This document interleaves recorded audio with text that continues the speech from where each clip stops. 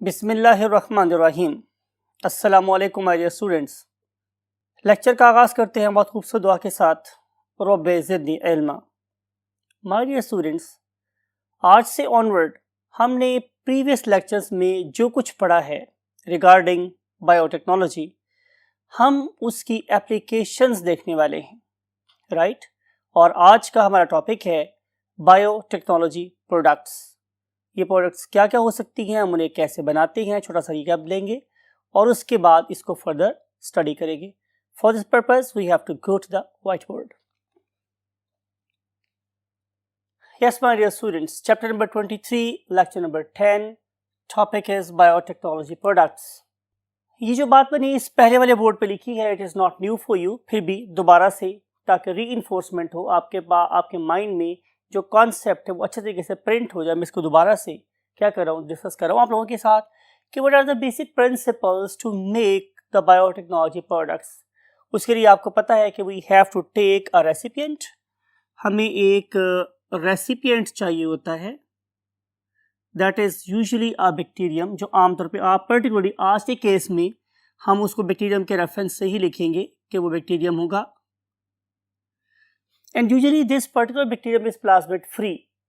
और नंबर 2 पे हम लोग क्या करेंगे कि हम एक डोनर लेंगे और उस डोनर से हम जीन ऑफ इंटरेस्ट ऑब्टेन करेंगे। Donor is used to donate gene of interest. फिर हम क्या करेंगे, आपको पता है कि हम उस पर्टिकुलर जीन ऑफ इंटरेस्ट को डाइजेस्ट करेंगे और उसके रिजल्ट में this particular gene of interest will have what, sticky ends. तो सबसे पहला काम ये होता है कि हम लोग स्टिकी एंड्स प्रोड्यूस कर लें, राइट।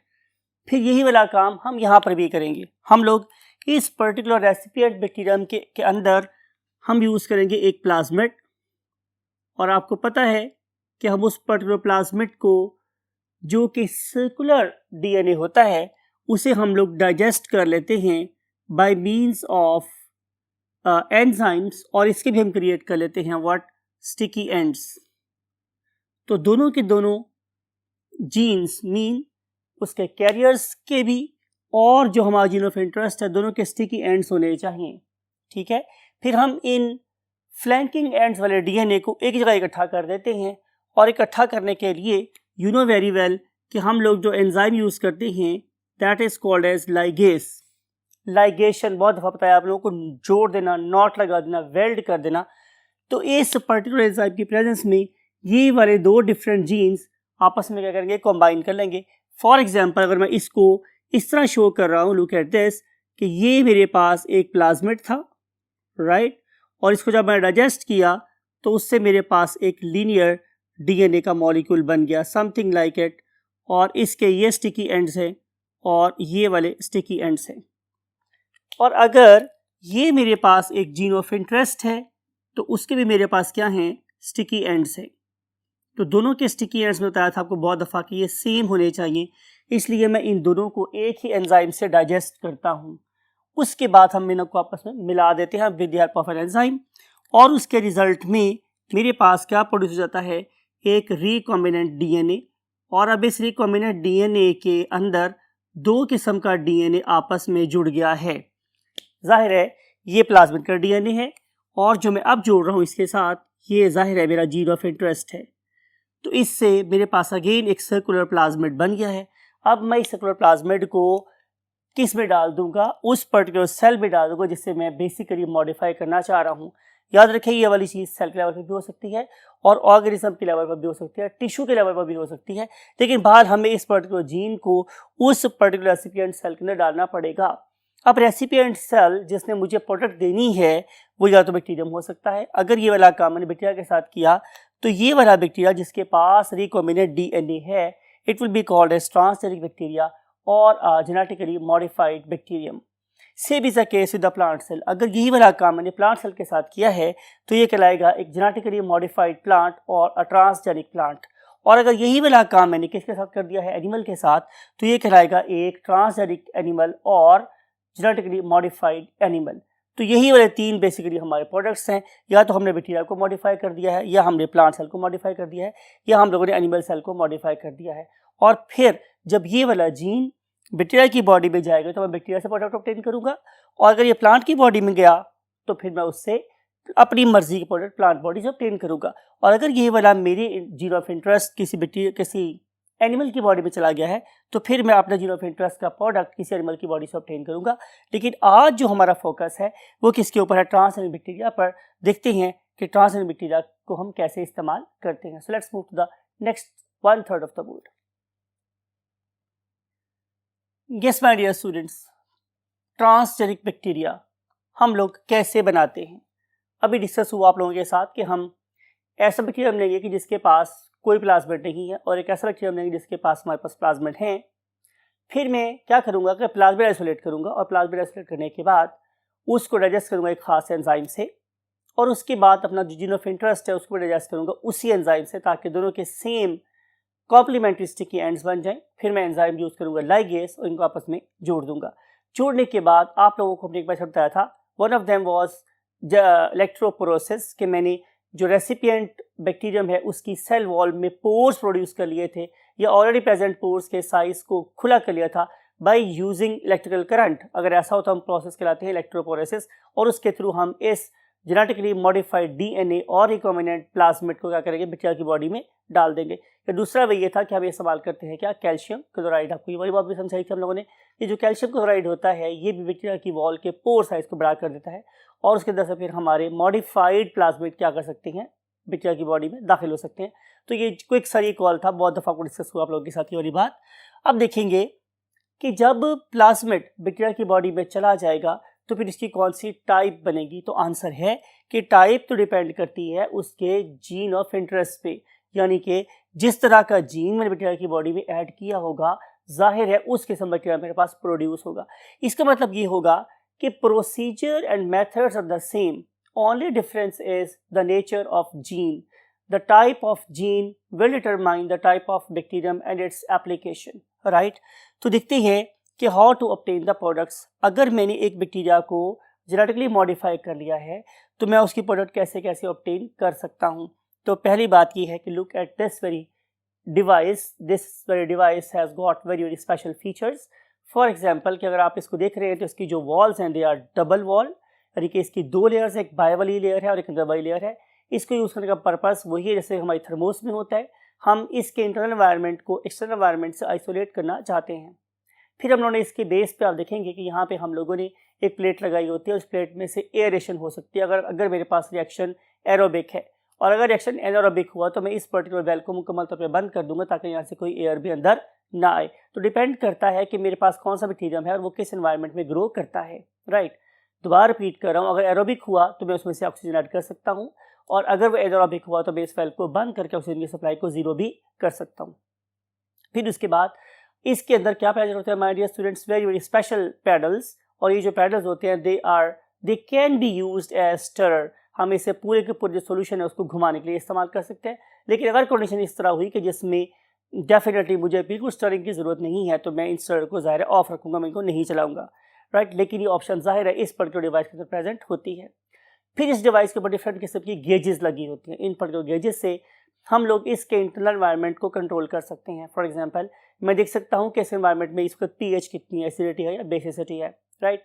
फिर मैं देख सकता हूँ कि इसका टेम्परेचर कितना है। फिर मैं देख सकता हूँ कि इसके ऑक्सीजन की कॉन्सेंट्रेशन कितनी ज़्यादा है। फिर मैं देख सकता हूँ कि इसमें न्यूट्रिएंट्स कितने ज़्यादा रह गए हैं। फिर मैं देख सकता हूँ कि इसके अंदर जो बैक्टीरिया की उसकी कॉन्सेंट्रेशन कितनी ज़्यादा हो गई है। एज़ पर टाइम मुझे बैक्टीरिया की कॉन्सेंट्रेशन को मॉनिटर करना होता है, अदरवाइज बैक्टीरिया मरना शुरू हो सकते हैं। तो ये बड़ी सोफिस्टिकेटेड हाई टेक किस्म की एक डिवाइस होती है। That very device can anybody guess after looking at this very picture and its you can say attributes. तो शायद आप में से कुछ बच्चे कह रहे हैं yes that is called as a fermenter. तो हम बेसिकली इस फर्मेंटर को इस्तेमाल करते हैं to obtain the products. Look at this how we do this thing. सबसे पहले हम ये फर्मेंटर लेते हैं और इस फर्मेंटर को हम ऑल टुगेदर स्टरलाइज कर लेते हैं। एक छोटी सी कंटेमिनेशन बड़ी प्रोडक्ट का बेड़ा गर्क कर सकती है, इसलिए बहुत ज़रूरी होता है कि हम अपने इस फर्मेंटर को एब्सोल्यूटली स्टरलाइज करें। इसमें तो किसी किस्म की फॉर्म ऑफ लाइफ नहीं होनी चाहिए रिएक्शन को स्टार्ट करने से पहले। फिर लुक एट दिस, हम क्या करते हैं कि हम इसको फिल कर देते हैं एक न्यूट्रिएंट रिच मीडियम के साथ, और ये जो न्यूट्रिएंट्स रिच मीडियम है इट इज़ ऑल्सो स्टरलाइज। इसके अंदर किसी और फॉर्म की लाइफ प्रेजेंट नहीं है सिवाय उसके जो हम डालना चाहते हैं। तो पहली बात कि हमारा फर्मेंटर एब्सोल्युटली स्टरलाइज होना चाहिए। नंबर 2, इस पे जो मटेरियल मैं ऐड कर रहा हूँ वो भी स्टरलाइज होना चाहिए। अब नंबर 3, हम इसमें ऐड करेंगे ज़ाहिर है अपना genetically modified organism, that is bacterium in this case, और फिर हम इसको बंद कर देंगे आफ्टर यू कैन से manipulating all the factors like pH, like the concentration of oxygen, like the concentration of nutrients, like the concentration of nitrogen source, etc. etc. तो ये सारी चीज़ें मॉनिटर करने के बाद हम इसको लुक एट दिस, अब इसे बंद कर देते हैं और फिर हम इसको ऑन कर देते हैं। अगर ज़रूरत हो तो पैडल घूमते रहते हैं, वरना वैसे ही रहते हैं, ज़रूरत हो तो ऑक्सीजन आती रहती है, वरना वैसे ही बंद रहती है। और इस पर्टिकुलर न्यूट्रिएंट मीडियम को बैक्टीरिया यूज़ करेंगे एज देयर सोर्स, और वो क्या करेंगे, they will undergo the process of replication, and when ever they will undergo the process of replication, तो ज़ाहिर है साथ साथ उनके प्लाज्मिड भी बढ़ रही हैं, उनका DNA भी बढ़ रहा है, तो उसके लिहाज से जो हमारी प्रोडक्ट की कॉपीज़ हैं वो भी बढ़ती चली जा रही हैं। पहले मेरे पास सिर्फ एक बैक्टीरियम था जो प्रोडक्ट बना रहा था, लेकिन आफ्टर बाइनरी फिशन 2 बैक्टीरियम हो गए, after second binary fission 4 bacterium हो गए। तो आपको पता है हमने पीसा वाले केस में भी देखा था कि जब रेप्लिकेशन का नंबर बढ़ता है तो ज़ाहिर हमारी जीन की कॉपीज़ कितनी ज़्यादा तेज़ी से एम्पलीफाई होती चली जाती हैं। तो आफ्टर 20 और 30 जनरेशन आपने देखा था कि हमारे पास ट्रिलियंस में कॉपीज हो जाती हैं, और ये ट्रिलियंस ऑफ कॉपीज़ हैं, each one of them is making you can से माई प्रोडक्ट, जो मैंने इस बैक्टीरियम की बॉडी में इंसर्ट कर दी थी। So that is how we obtain the product. उसके बाद क्या होगा मेरे स्टूडेंट्स से, मैं देख लूँगा कि इसमें न्यूट्रिएंट्स काफ़ी कम हो गई हैं और बैक्टीरिया मरना शुरू हो गई हैं, मीन हम स्टेशनरी फेज में एंटर हो रहे हैं, तो फिर 2 पॉसिबिलिटीज़ हो सकती हैं। एक पॉसिबिलिटी तो ये हो सकती है कि मैं इस सारे के सारे फर्मेंटर को ड्रेन आउट कर लूँ, ठीक है, और इसमें से जो प्रोडक्ट्स ऑब्टेन होनी है उसे मैं किसी केमिस्ट की मदद से आइसोलेट कर लूँ। या फिर दूसरा वे क्या हो सकता है कि मैं इसमें से थोड़ा सा फर्मेंटर का प्रोडक्ट बाकी छोड़ दूँ और मोस्ट ऑफ देम वहाँ से बाहर निकाल लूँ और फिर उसमें दोबारा से फ्लक्स इन कर दूँ, डाल दूँ, ऐड कर दूँ क्या, डेफिनेटली न्यूट्रिएंट्स। तो फिर दोबारा ऐड कर दूँगा न्यूट्रिएंट्स, तो बैक्टीरिया दोबारा से they will be in relaxed form because plenty of nutrients is there, plenty of new environment is there, so they can carry out the process of their reproduction and replication, no problem. तो जो पहला वाला process है उसे हम बोलते हैं batch process, उसके अंदर हम चीज़ों को होल बैच बाहर निकाल लेते हैं इस पर्टिकुलर फर्मेंटर में से। लेकिन दूसरा मेरे पास मेथड उसे हम बोलते हैं कॉन्टिन्यूस बैच प्रोसेस, उसके अंदर हम कॉन्स्टेंटली क्या कर रहे होते हैं, after some time new nutrient को ऐड कर रहे होते हैं और पुराने ही मीडियम को यूज़ करते हैं। बहरहाल इन दोनों के बहुत बड़े बड़े एडवांटेजेस भी हैं और डिसएडवांटेजेस भी हैं, वो आपसे कभी डिस्कस करेंगे। लेकिन बहरहाल दोनों किस्म के प्रोसेसेस डिपेंडिंग अपॉन नीड हम लोग ऑपरेट करते हैं और इस पर्टिकुलर मीडियम में रिलीज होने वाली प्रोडक्ट्स को फिर केमिकल प्रोसेसेस और केमिस्ट की मदद से क्या कर लेते हैं, इस मीडियम से सेपरेट आउट कर लेते हैं। सो ये थी हमारे पास कुछ मेथड्स के how we can obtain basically the products. अब जो डिफरेंट किस्म के जेनेटिकली मॉडिफाइड ऑर्गेनिजम्स हैं, ज़रूरी नहीं है कि हम उसे फर्मेंटर में यूज़ करें, उसे डिफरेंट फेज में यूज़ कर सकते हैं, उससे हम डिफरेंट प्रोडक्ट्स ऑब्टेन कर सकते हैं और इस पर्पज़ के लिए फर्दर लर्निंग हमें करनी पड़ेगी और उसके लिए वही जंप करना पड़ेगा next part of the board पर। Yes my dear students, you can see कि हम स्टडी करने वाले हैं एप्लीकेशंस। हमने जो बैक्टीरियम प्रोड्यूस किए थे उसका एक वे तो मैंने आपको बताया कि हम उसे कैसे यूज़ कर सकते हैं, लेकिन इसके अलावा और भी तरीके होते हैं प्रोडक्ट्स ऑब्टेन करने के। फॉर एग्जांपल कि अगर हम मेडिकल साइंस की बात कर रहे हैं तो मेडिकल साइंस में हम लोगों ने क्या किया हुआ है, लुक एट दिस, कि हमने ये 4 डिफरेंट किस्म के प्लाज्मिड ऑब्टेन किए हुए हैं। लुक एट दिस, इसके अंदर जो प्लाज्मिड का जो DNA है वो रेड है और हमारा जीन ऑफ इंटरेस्ट ब्लैक है। दूसरे वाले केस में जो प्लाज्मिड का DNA है वो ब्लैक है और जो जीन ऑफ इंटरेस्ट है वो रेड है। थर्ड में प्लाज्मिड का DNA ब्लू है, जीन ऑफ इंटरेस्ट मेरे पास रेड है, और फोर्थ में प्लाज्मिड का DNA ब्लैक है और जीन ऑफ इंटरेस्ट मेरे पास कैसी है, ब्लू। तो इसका मतलब ये है कि जब मैं ये 4 डिफरेंट किस्म के प्लाज्मिड यूज़ करूँगा तो मैं 4 डिफरेंट किस्म के प्रोडक्ट्स ऑब्टेन कर सकता हूँ। ये मैंने की है इसकी मेगा क्लासिफिकेशन। लेकिन जाहिर है अगर मैंने यहाँ पे 2 चीज़ें लिखी हैं तो जाहिर है मुझे 2 किस्म के क्या करने पड़ेंगे, प्लाज्मिड ऑब्टेन करने पड़ेंगे। कौन से वाले, रिकॉम्बिनेंट प्लाज्मिड, रिकॉम्बिनेंट DNAs, और उससे मुझे इस बैक्टीरियम में ऑब्टेन डालना पड़ेगा। तो इस बैक्टीरियम को मैंने एज अ कॉमन यूज़ किया हुआ कि इसमें से जौन सा भी मैं प्लाज्मिड ऐड करूँगा उस किस्म की प्रोडक्ट यहाँ पे ऑब्टेन हो जाएगी। तो यूजुअली जो बैक्टीरियम हम यूज़ करते हैं to gain the you can say plasmid, that is a plasmid free bacterium, usually it is E coli. तो हम आमतौर पे अपना जो रिकॉम्बिनेंट DNA होता है उसे इकोलाई की बॉडी में डालते हैं और उससे प्रोडक्ट ऑब्टेन कर लेते हैं। फॉर एग्जाम्पल हमने सबसे पहले मेडिकल साइंस को देखा है, आपकी बुक में भी ऐसा ही किया हुआ है कि हम मेडिकल साइंस के अंदर हम डिफरेंट किस्म के प्रोडक्ट्स ऑब्टेन कर सकते हैं यूजिंग दिस पर्टिकुलर टेक्निक और method. For example all the time favourite and you can से माई MSc research, that is basically production of insulin. तो हम लोग बेसिकली इंसुलिन ऑब्टेन कर सकते हैं इस पर्टिकुलर मेथड से। क्या ऑब्टेन करते हैं स्टूडेंट्स? Insulin, right. तो जाहिर है ये किनको फेवर करेगी, ये फेवर करेगी उन पेशेंट्स को जो डायबिटीज़ मेलाइटस की IDDM का शिकार हैं, IDDM insulin dependent diabetes mellitus. फिर हम लोग इसे ऑब्टेन कर सकते हैं ह्यूमन ग्रोथ हार्मोन। क्या ऑब्टेन कर सकते हैं हम लोग? Human growth hormone. और आपको पता है ये लास्ट में डिस्कस हुआ था आप लोगों के साथ कि ये जो मेरे पास ह्यूमन ग्रोथ हार्मोन है it is very much essential for normal growth, कि अगर मेरे पास ह्यूमन ग्रोथ हार्मोन किसी बंदे की बॉडी में प्रोड्यूस नहीं हो रहा तो हम क्या करते हैं कि हम उस बंदे का ब्लड सैंपल लेते हैं, उसका हम लोग करते हैं you can say hormone assay, उसके अंदर देखते हैं कि क्या concentration of growth hormone is normal और below normal. If it is subnormal तो हम इस पर्टिकुलर मेथड से ऑब्टेन ह्यूमन ग्रोथ हार्मोन का इंजेक्शन भरेंगे और उस पेशेंट को लगाएंगे, जिसकी वजह से उसका कद बढ़ना शुरू हो जाएगा। वरना वो तो फिर या जैसे अक्सर बोलता हूँ हमारी स्टेज के बड़े अजीम फनकार, उसका नाम क्या है, कोडू, तो वरना कोडू ही रह जाएगा। राइट माय डियर स्टूडेंट्स, इसके अलावा हमारे पास क्या होता है, इसके अलावा होता है मेरे पास students blood clotting factor 8, blood clotting factor 8। ये क्या था आपको डिस्कस बहुत डिटेल से बताया था आप लोगों को, तो वहाँ लेक्चर खोल के देखिएगा ब्लड क्लॉटिंग में फैक्टर 8 क्या होता है, वो हम यहाँ पे ऑब्टेन कर लेते हैं। Then we have got other very important thing that is called as tissue plasminogen, tissue plasminogen, and finally we have hepatitis B vaccine। तो ये हमारे पास डिफरेंट किस्म की जो प्रोडक्ट्स हैं ये हम लोगों ने इसी मेथड से ऑब्टेन की है कि हमने जीन ऑफ इंटरेस्ट को एक प्लाज्मिड में बाइंड किया और बाइंड करने के बाद बैक्टीरिया की बॉडी में इंसर्ट किया, उसको फर्मेंटर में डाला, उससे चीज़ ऑब्टेन की और उसके बाद डिफरेंट केमिस्ट की हेल्प से हमने उस प्रोडक्ट को आइसोलेट कर लिया। आइसोलेट करने के बाद उसे वॉयल्स में बंद किया और उसे मार्केट कर दिया, जहां ये इंसुलिन वाले बंदे की, छोटे कद वाले बंदे की, हीमोफीलिया वाले बंदे की, टिश्यू प्लाज्मिनोजेन की डेफिशिएंसी वाले बंदे की और हेपेटाइटिस बी को सफ़र करने वाले बंदे की क्या कर रही होती है, हेल्प कर रही होती है। So this is the way that is basically helping the humanity. फिर हम चलते हैं नंबर 2 पॉइंट पे। नंबर 2 पॉइंट पे ये हमारे स्टूडेंट्स के हम एग्रीकल्चरल साइंसेज में भी इसी पर्टिकुलर बैक्टीरियम को इस्तेमाल कर सकते हैं। फॉर एग्जांपल अगर आप देखें इस पर्टिकुलर डायग्राम को तो आपको नजर आएगा कि यहाँ पे ऐसे यू कैन से मेरे पास प्लांट्स हैं जो एक्सट्रीम कोल्ड के अंदर ग्रो कर रहे होते हैं। अब इस एक्सट्रीम कोल्ड में जो बैक्टीरियम हैं वो बड़ा रोल प्ले कर रहे होते हैं, वो इस पर्टिकुलर आइस को इन पौधों के सरफेस के ऊपर जमाने में हेल्प कर रहे होते हैं। तो वो वाले बैक्टीरियम जो इस पर्टिकुलर प्लांट के ऊपर आइस की तय बिठाने में हेल्प कर रहे हैं उन्हें हम बोलते हैं फ्रॉस्ट प्लस बैक्टीरियम। राइट, तो हम करते क्या हैं कि हम इन प्लांट्स की लाइफ को सेव करने के लिए हम इस फ्रॉस्ट प्लस बैक्टीरिया को फ्रॉस्ट माइनस बैक्टीरिया में कन्वर्ट कर देते हैं। तो ये थी हमारे पास इसकी पहली एप्लीकेशन की, यानी कि हम लोगों ने फ्रॉस्ट प्लस बैक्टीरियम को कन्वर्ट कर दिया into Frost minus bacterium. Right, तो ये हमने पहला काम किया।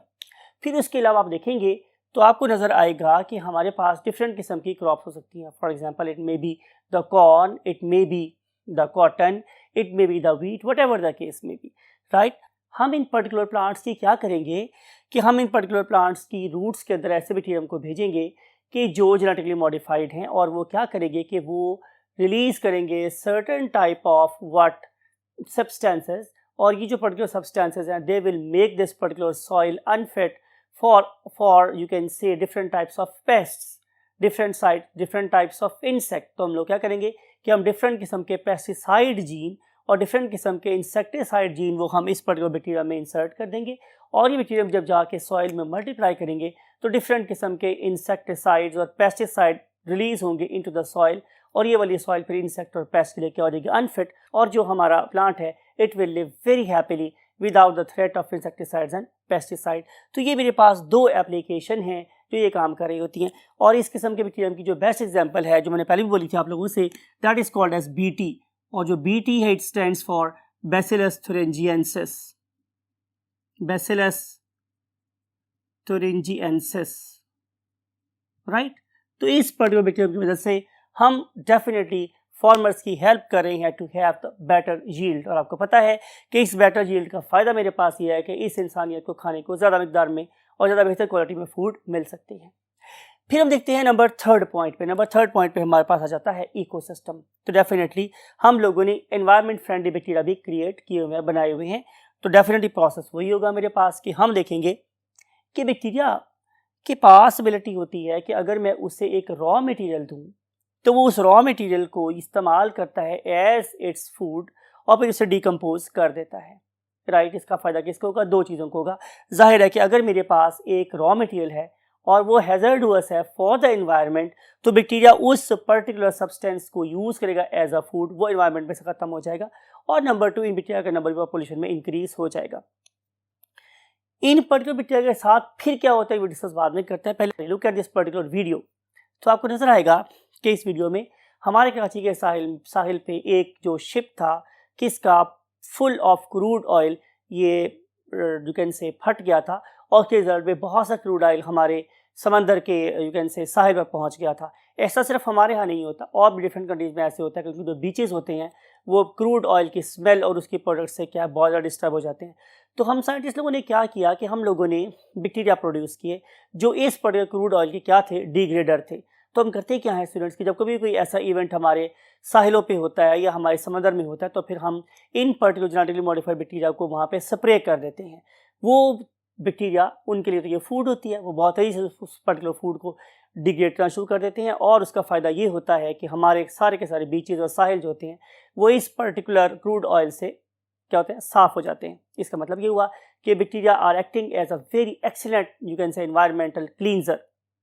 सवाल ये है कि जब क्रूड ऑयल ख़त्म हो जाएगा तो बैक्टीरियम के साथ क्या बनेगी, या जो बैक्टीरिया यहाँ प्रोड्यूस हो गए हैं उन्हें कौन कंट्रोल करेगा? तो आंसर इज कि अगर मैं आपको खाने के ना दूँ तो क्या होगा, आपकी डेथ हो जाएगी। सेम इज द केस है कि जब इन बैक्टीरिया को खाने को नहीं मिलेगा तो ये बैक्टीरिया भी आहिस्ता आहिस्ता मर जाएंगे। तो हैंस हम लोगों ने इस पर्टिकुलर क्रूड ऑयल को, जिसको डिग्रेड होने के लिए सदियाँ चाहिए थी, हमने चंद दिनों में कंप्लीट कर लिया और बैक्टीरिया सुसाइडल डेथ की वजह से खुद ही मर गए, राइट। फिर हम चलते हैं अगले पॉइंट की तरफ। अगला पॉइंट मेरे पास क्या है कि हमारे पास होता है कोल, और इस पर्टिकुलर कोल के अंदर बहुत ज़्यादा मिकदार में क्या होती है, सल्फर। अब मैं क्या करूं कि अगर मैं ये चाह रहा हूं कि environment हैज़र्डस substances like sulphur and SO2 and SO3 में एनवायरनमेंट में शामिल ना हो, तो मुझे क्या करना चाहिए? मुझे इस पर्टिकुलर कोल को ट्रीट करना चाहिए by some bacterium that can use और रिमूव सल्फर फ्रॉम इट। तो हम ऐसा ही करते हैं, हम ज़मीन से निकलने वाले कोल को सल्फर बैक्टीरिया से ट्रीट करते हैं और वो बैक्टीरिया इस पर्टिकुलर कोल में प्रेजेंट सल्फर को ऑल टुगेदर क्या कर देता है, डाइजेस्ट कर देता है। तो अब मेरे कोल से सिर्फ कार्बन मोनोऑक्साइड और कार्बन डाइऑक्साइड प्रोड्यूस होगी, कभी SO2 प्रोड्यूस नहीं होगी, एनवायरनमेंट पोल्यूट नहीं होगा। फिर दूसरी बात ये हमारे स्टूडेंट्स के मेरे पास सर्टेन ऐसे टॉक्सिक सब्सटेंसेस भी होते हैं। लुक एट दिस, लिख देते हैं आप लोगों के लिए कि बहुत से मेरे पास टॉक्सिक सब्सटेंसेस होते हैं। ये वाले टॉक्सिक सब्सटेंसेस क्या है, they are very very dangerous for the environment. अगर मैं इन टॉक्सिक सब्सटेंसेस को यहाँ से ना रिमूव करूँ तो ये मेरे पास और different forms of life, may be for the plant, may be for the animals, maybe for the humans as well and maybe for other strains of the bacteria, सबके लिए खतरनाक हो सकता है। तो मैंने क्या किया कि मैंने डिफरेंट किस्म के टॉक्सिक सब्सटेंसेस के ऊपर रिसर्च की और रिसर्च करने के बाद ये देखा कि कौन से सब्सटेंस को डिग्रेड करने के लिए कौन सा जीन या कौन सा बैक्टीरिया ऑलरेडी एग्जिस्ट करता है। तो मैं क्या करूँगा कि मैं उस पर्टिकुलर बैक्टीरिया के जीन को हार्वेस्ट करूँगा और उसे इकोलाई में डाल दूंगा और ये वाला सब्सटेंस आहिस्ता आहिस्ता डिग्रेड होगा, जिसकी वजह से नॉट ओनली ये सब्सटेंस खत्म हो जाएगा बल्कि दूसरी फॉर्म ऑफ लाइफ जो अफेक्ट हो सकती थी अब वो भी नहीं होंगी। और थर्ड बात यह है कि जब ये वाला सब्सटेंस खत्म होगा तो सुसाइडल जीन की वजह से ये मेरा बैक्टीरिया भी साथ ही खुद मर जाएगा। तो इस तरीके से हमने नॉट ओनली बैक्टीरिया की स्पीशीज को बरकरार रखा बल्कि हमने टॉक्सिक सब्सटेंस को भी इन्वायरमेंट में से ख़त्म कर लिया। अब चलते हैं थर्ड पॉइंट की तरफ, फोर्थ पॉइंट की तरफ, that is regarding industrial applications. तो देखते हैं कि हम लोग इंडस्ट्री में क्या क्या काम कर सकते हैं। हम लोगों ने क्या किया, हमारे students, look at this particular filter. ये जो फिल्टर है मेरे पास, it is called as biofilter. ये बज़ाहिर आप लोगों के काम से फिल्टर नजर आ रहा है लेकिन it is not that much simple. इसके अंदर डिफरेंट बैक्टीरिया हमने क्या किए हुए, इनोकुलेट किए हुए, शामिल किए हुए। तो डिफरेंट किस्म की जो इंडस्ट्रियल इफ्लुएंट्स होते हैं, right, it may be in gaseous form, it may be in liquid form, it may be in solid waste, हम उन सारों के सारों को पास करते हैं डिफरेंट टाइप्स के फिल्टर्स पे। डेफिनेटली जो फिल्टर चिमनी पे लगेगा उसमें और किस्म के बैक्टीरिया होंगे, जो सॉलिड वेस्ट पे लगेगा उसमें और किस्म के बैक्टीरिया होंगे, और जो मेरे पास क्या है लिक्विड वेस्ट है उस पर और किस्म के बैक्टीरिया होंगे। लेकिन डिफरेंट किस्म के बैक्टीरिया को हम डिफरेंट किस्म के इंडस्ट्रियल इफ्लुएंट्स के ऊपर अप्लाई करते हैं और वो उस पर्टिकुलर फ्लूइड को, गैस को, सॉलिड को जो वहाँ से गुजर रहा होता है उसमें से वेस्ट को पकड़ते हैं, उसे डिग्रेड करते हैं और फिर हम उस पर्टिकुलर ट्रीटेड टॉक्सिक सब्सटेंस या टॉक्सिक वेस्ट को लेस टॉक्सिक करके एनवायरनमेंट में खारिज कर सकते हैं। इसका फ़ायदा मेरे पास क्या होगा कि पहले ही इस पर्टिकुलर इंडस्ट्रियल इफ्लुएंस की वजह से डिफरेंट किस्म की जो फॉर्म ऑफ एक्वेटिक लाइफ थी वो तबाह हो रही थी, बहुत सी जो मेरी सॉइल थी वो तबाह हो रही थी, मेरा जो एनवायरनमेंट था उसका जो कंपोजिशन था वो चेंज हो रहा था। लेकिन इन पर्टिकुलर बायोफिल्टर्स ने उन मोर टॉक्सिक सब्सटेंसेस को लेस टॉक्सिक सब्सटेंस में कन्वर्ट करके एनवायरनमेंट में रिलीज कर दिया। और सम टाइम ऐसा नहीं किया बल्कि ऐसा भी किया कि उसकी वजह से हमने उस पर्टिकुलर सब्सटेंस को यूज़फुल कर दिया। फॉर एग्जांपल, अगर एक मेरे पास इंडस्ट्रियल इफ्लुएंट है जो बहुत ज़्यादा अमाउंट में कार्बन मोनोऑक्साइड गैस को रिलीज कर रहा है, लेकिन अगर मैं वहाँ पे ऐसा बैक्टीरियम कर दूँ, एक ऐसा बैक्टीरियम वहाँ पे इंस्टॉल कर दूँ इन बायोफिल्टर कि जो इस कार्बन मोनोऑक्साइड गैस को कार्बन डाइऑक्साइड गैस में कन्वर्ट कर दे, तो you see it is very very helpful for us because कि carbon monoxide is very very toxic and carbon dioxide is less toxic rather friendly for the plants. तो हम यहाँ तक approach use कर रहे होते हैं। हमेशा बोलता हूँ कि शिकवा जुल्मत शब से तो कहीं बेहतर था, अपने हिस्से की शम्मा तो जलाते जाते। तो being biologist, being you can से मॉलिक्यूलर बायोलॉजिस्ट, हम अपना काम कर रहे हैं। जो बाकी काम करने वाला है वो ज़ाहिर लोगों का है, वो बाकी काम इंडस्ट्रियल लोगों का करने वाला है। हम अपना काम कर रहे हैं, we are doing our best कि हम इन सारी चीज़ों को इस्तेमाल करके एनवायरनमेंट को बचाएं। हम लोग जो मरने वाले लोग हैं उनको बचाएं, हम लोग अगर प्लांट लाइफ को बचा सकते हैं हम उसे बचाएं। तो हम शिकवा जुल्मत तो करते हैं लेकिन साथ साथ अपने हिस्से की शम्मा भी ज़रूर जला रहे हैं। Now look what the other part of community is doing for you and for us. फिर हम देख रहे हैं हमारे डियर स्टूडेंट्स कि हम डिफरेंट किस्म की सिंथेसिस में भी बैक्टीरिया को इस्तेमाल करते हैं, डिफरेंट किस्म के केमिकल्स बनाने में भी इस्तेमाल कर रहे होते हैं। उसको हम डिटेल से भी डिस्कस करते हैं, लेकिन उससे पहले हम देखते हैं एक और एप्लीकेशन। हमारा जो बैक्टीरियम है that is basically transgenic bacterium और जेनेटिकली मॉडिफाइड बैक्टीरियम, हम उसे इस्तेमाल कर सकते हैं फॉर मेटल एक्सट्रैक्शन। आपको पता है कि हम किस तरीके से जो मेटल्स ऐसे ज़मीन से ऑब्टेन करते हैं, और ज़मीन से ऑब्टेन जब कर रहे होते हैं तो उसकी कॉन्सेंट्रेशन उस पर्टिकुलर ओर में बहुत ज़्यादा कम होती है। तो हम क्या करते हैं, उसको कॉन्सेंट्रेट करते हैं। उस कॉन्सेंट्रेशन के लिए हमने different physical and chemical methods obtain किए हुए। लेकिन बड़ी इंपॉर्टेंट बात है कि बहुत ही ज़्यादा जो इम्पॉर्टेंट कॉन्सेंट्रेशन है जो कि बहुत आसानी से हार्वेस्ट की जा सकती थी, वो हार्वेस्ट नहीं होती फिजिकल मेथड से। तो हमने क्या किया, हमने उन पर्टिकुलर इंडस्ट्रियलिस्ट की, उस मेटलर्जिस्ट की हमने हेल्प की है by producing some genetically modified organism that can selectively bind even perhaps the molecules or atoms of these metals with them.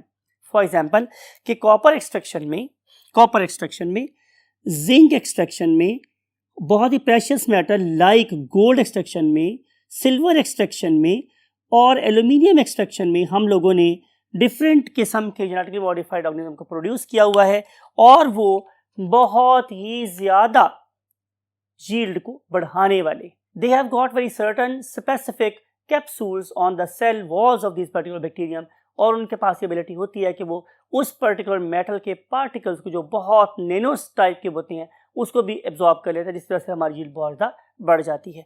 तो इस तरीके से हमने मेटलर्जिस्ट की, इंडस्ट्रियलिस्ट की भी हेल्प की है कि उसकी प्रोडक्ट भी ज़्यादा हो जाए और ये वाला हैवी मेटल वापस एनवायरनमेंट में भी लॉस ना हो। राइट, अब हम देखते हैं कि सिंथेसिस में हम बैक्टीरिया को कहाँ इस्तेमाल करें और कैसे इस्तेमाल करें। इस पर्पस के लिए we have to jump to the last part of the board.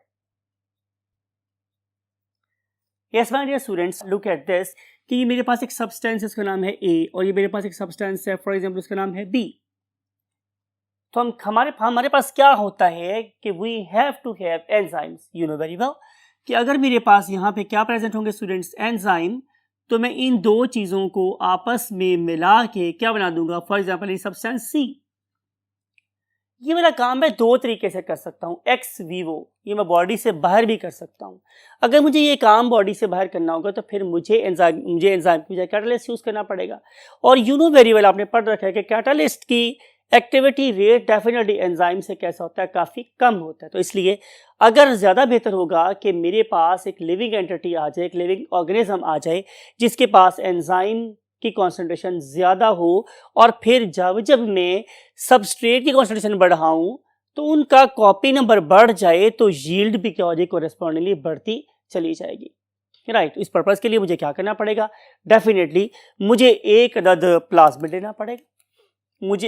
लेना पड़ेगा, और उस पर्टिकुलर प्लाज्मिड को मैं क्या करूंगा, मॉडिफाई कर दूंगा bye inserting certain gene that can help in synthesis of certain substances, right? जैसे मैंने बोला कि अगर मैंने सब्सटेंस ए को बी से मिलाना है तो मुझे यहाँ पे कोई एंजाइम चाहिए। आपको पता है हमने पढ़ा था 1 जीन 1 एंजाइम हाइपोथेसिस। तो मैं क्या करूँ कि मैं उस पर्टिकुलर प्लाज्मिड के अंदर इस एंजाइम को प्रोड्यूस करने वाला जीन लगा दूँ, और अगर मैं इस पर्टिकुलर जीन की कॉपीज ज़्यादा कर दूँ, और फिर कॉपी ज़्यादा करने का क्या वे था, आपको याद है ना कि हम उस पर्टिकुलर बैक्टीरियम को एनवायरनमेंट में डालेंगे और वो पर्टिकुलर बैक्टीरियम उस पर्टिकुलर एनवायरनमेंट में प्रेजेंट फूड को कंज्यूम करेगा, और आफ्टर 20 और 30 साइकिल्स ही हमारे पास कॉपी नंबर ट्रिलियंस में चला जाएगा। तो जाहिर है मेरे पास एंजाइमिक कॉन्सेंट्रेशन बहुत ज़्यादा हो जाएगी, और वो एंजाइम इन दो चीज़ों को मिला के मुझे सिंथेसाइज करके दे देगा सब्सटेंस सी। तो hence we are basically using this particular bacterium at exponentially faster rate to produce maximum yield। ठीक है, अकल इस्तेमाल करनी पड़ती है, चीज़ें हमारे पास पहले से मौजूद होती हैं, नेचर में बिखरी पड़ी हैं।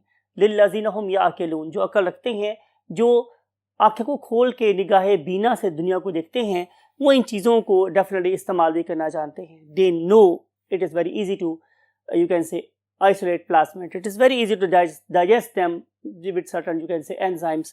फिर हमारे पास उस पर्टिकुलर सिंथेसिस के लिए कौन सा एंजाइम की जरूरत है, उसका जीन उठाओ, उसको आपस में जोड़ दो, उस बैक्टीरिया में डाल दो और बैक्टीरिया को उठा के फर्मेंटर में डाल दो, आपका प्रोडक्ट बनना शुरू हो जाएगा। इसकी जो बेस्ट एग्जांपल आपकी बुक में लिखी है दैट इज द सिंथेसिस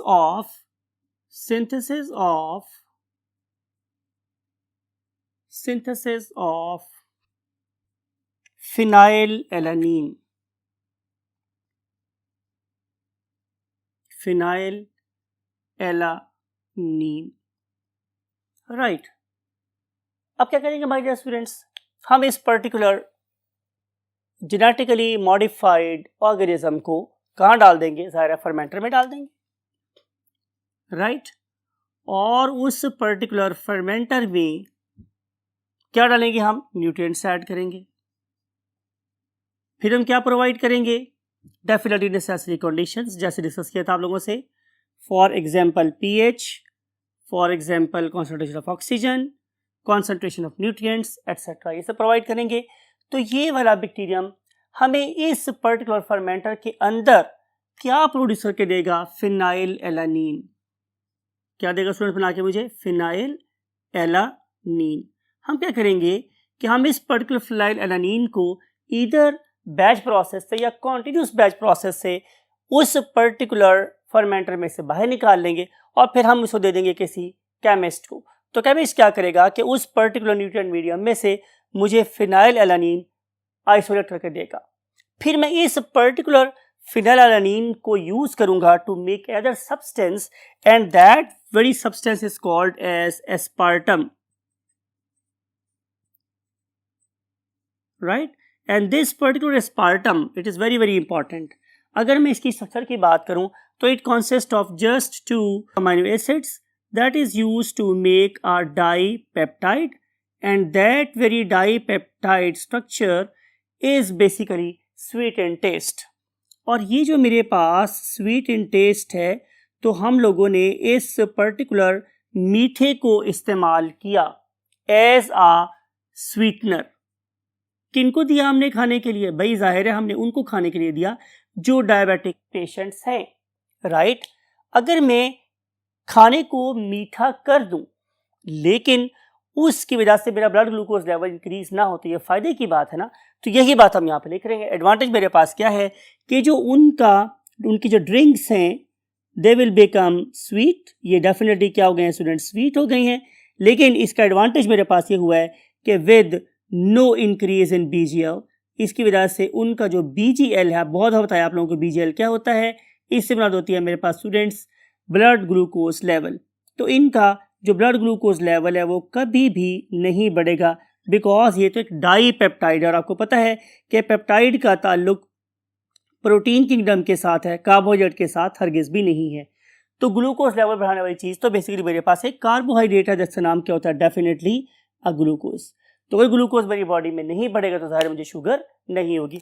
तो इन डायबिटिक पेशेंट्स की भी हेल्प हम लोगों ने की है by producing the bacterium that can produce phenylalanine. It is used as a precursor to make aspartame and that very aspartame is basically a dipeptide that is basically sweet in taste and its advantage is blood glucose level will not increase. और इसकी जो best example है वो क्या है, Nutra sweet, या आपने नाम सुन रखा होगा कैंड्रिल, हमारे यहाँ बहुत छोटी सी बॉक्स में गोलियाँ मिलती हैं वो कैंड्रिल, वो basically aspartame that is dipeptide.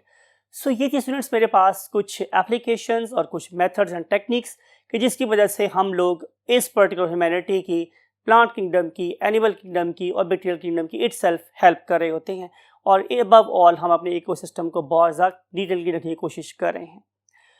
तो फिर बोल रहा हूँ, अपने हिस्से की शम्मा ज़रूर जलाएं और ताला आपको इसकी तौफीक दे कि आप अपने हिस्से की शम्मा जलाने में ज़रूर कामयाब हों और अपने वालिदैन का ख्याल रखने में भी कामयाब हों और जब कभी नमाज़ पढ़े हमारे लिए भी दुआ ज़रूर करें। आई वॉन्ट टू से यू अल्लाह हाफ़िज़।